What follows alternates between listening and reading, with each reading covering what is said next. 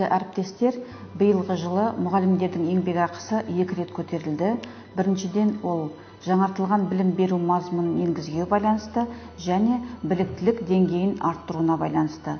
Бұл әрине де біздің елбасының мұғалімдерге деген, жалпы білім саласына деген үлкен қолдауы. Бұны барлық мұғалімдер қауымы жақсы түсінеді деп білемін. Бүгінгі күні мұғалімдердің арасында біліктілік деңгейін арттыру бойынша өте көп сұрақтар сұралуда, сондықтан осы мәселені түсіндіруге рұқсат етіңіздер. Бүгінгі күні ережені бекіту жұмыс үстінде, жұмыс тобында бұл сұрақ бірнеше талқыланды. Жаңа аттестаттау 2 кезеңнен тұратын болады. Бұл ұлттық біліктілік тестілеу және мұғалімнің қызметін кешенді сараптамалық қорытындылау. Ұлттық біліктілік тестілеу 100 сұрақтан тұратын болады.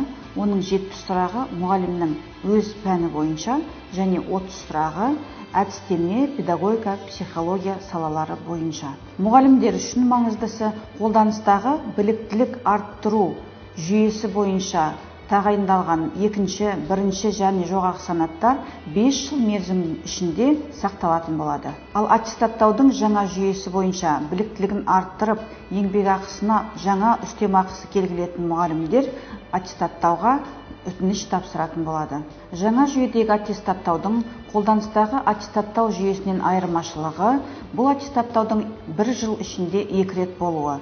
Мұғалімдер мамыр айында және қараша айында аттестаттаудан өтетін мүмкіншіліктері болады. Аттестаттаудың жаңа жүйесінде мұғалімдерге келесі санаттар бекітіледі.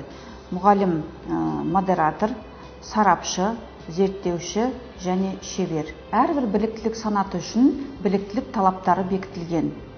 Егер мұғалім ұлттық біліктілік тестілеуден табысты өткен болса, мұғалім өз портфолиосын, құжаттарын сараптауға тапсырады. Мұғалім портфолиосында оқушылардың білім сапасының мониторингісі және олардың әртүрлі олимпиадаларға, ғылыми зерттеу жұмыстарына қатысқандығы жөнінде жетістіктерін растайтын құжаттары және мұғалімнің өзінің кәсіби біліктілігін растайтын құжаттар толтырылады және де мұғалімдердің сабағына қатысу парағы тапсырылады.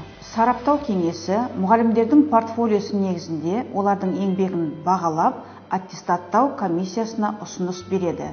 Аттестаттау комиссиялары шешім қабылдайды. Мұғалімдерге жеткізетін тағы бір маңызды жағдай, егер мұғалімдер ұлттық біліктілік тестілеуден өтпеген жағдайда, оның бүгінгі күндегі қолданыстағы бар санаты төмендетілмейді. Құрметті әріптестер, тағы естеріңізге сала кетемін, ұлттық біліктілік тестілеу тегін түрде жүргізіледі. Қымбатты әріптестер, бүгін өте жақсы күн, 12 сәуір, бүкіл әлемдік космонавтика күні өздеріңізге белгілі, ертеден тойланатын мереке.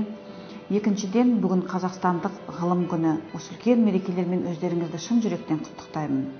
Тағы айта кететін жағдай, қоғамдық сананы жаңғырту бағдарламасының іске қосылғанына нағыз бүгін 1 жыл толып отыр. Бұл да үлкен мереке. Сіздер қоғамдық сананы жаңғырту жолында үлкен еңбек жасап отырсыздар. Осындай істеріңізге үлкен сәттіліктер тілеймін.